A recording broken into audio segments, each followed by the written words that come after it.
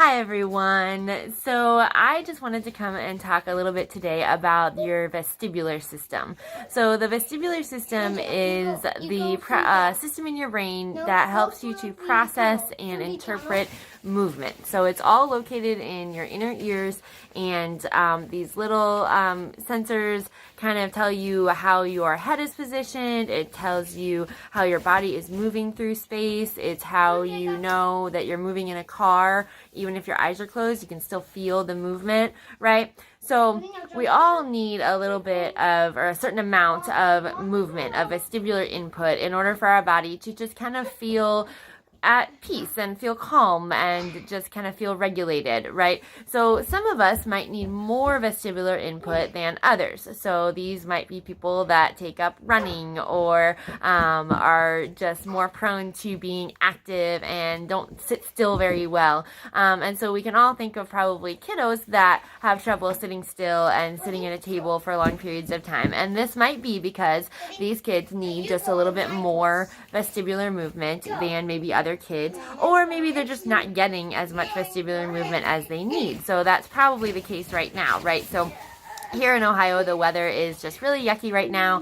It looks like spring outside. It's super sunny, but then you walk out the door and it's super cold and just not ideal weather to be playing outside. And with our kids being stuck inside, we're not even just getting the movement that they're usually getting just from going from place to place, moving around at school, getting recess and gym class and all that kind of stuff. So, hey guys, a little quieter, okay?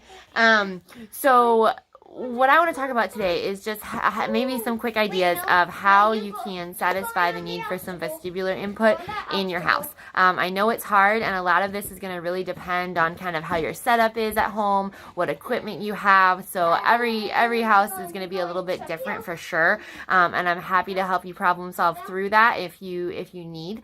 But just some quick ideas that I did want to share. So if your kid is having trouble just sitting at the table or a desk and doing their schoolwork, obviously, school needs to get done, and we need to get that done at some point throughout the day. So some easy ways to just get a little movement in there might be to sit on a cushion, or like a wiggle seat, or some sort of cushion that just makes them wiggle back and forth just a little bit. So they're still sitting, they're still able to focus hopefully, but they can kind of wiggle back and forth and get that movement that they're looking for. Another way is to tie, if you have like a resistance band, or kind of a big exercise band of some sort. You can tie that around the legs of the chair they're sitting in, or even the table or the desk, and let their feet kind of bounce up and down on that. And that can satisfy a little bit of a need for movement while they're sitting and doing their schoolwork. So those are just some quick, easy ways to do that. Other ways might be, if not at the desk, other ways to get vestibular movement are through, I've talked about obstacle courses.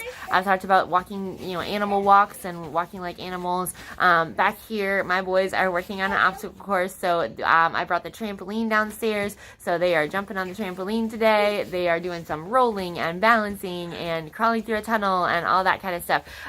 So that is satisfying the need for some vestibular input as well. So I know that my boys, for sure, this morning were needing some movement. I could tell just by the way that Thomas was fidgeting and kind of wiggling in his seat when we were doing some school. He needed to get up and move. And so what we're going to do actually with this obstacle course too is we're going to actually make it a learning opportunity, because we are going to work on some math while we're doing the obstacle course. So we have a little game that I've kind of created. So Thomas is going to start the obstacle course. At the end of each round of the obstacle course, he's going to have to do 1 or 2 math problems and do kind of that learning piece as well that he needs to get done, but then he can go back and do some more movement and get the vestibular input that he's looking for. So we're doing something a little different than just sitting at the table and doing our learning today. So those are just my quick thoughts. I hope that this maybe helps and sparks some ideas. I know I have more ideas, so if you have specific questions, please ask and let me know in the comments. But for now, we'll just sign off and say we hope you have a great day, and we'll talk to you soon. Guys, you want to say bye? Bye. Bye.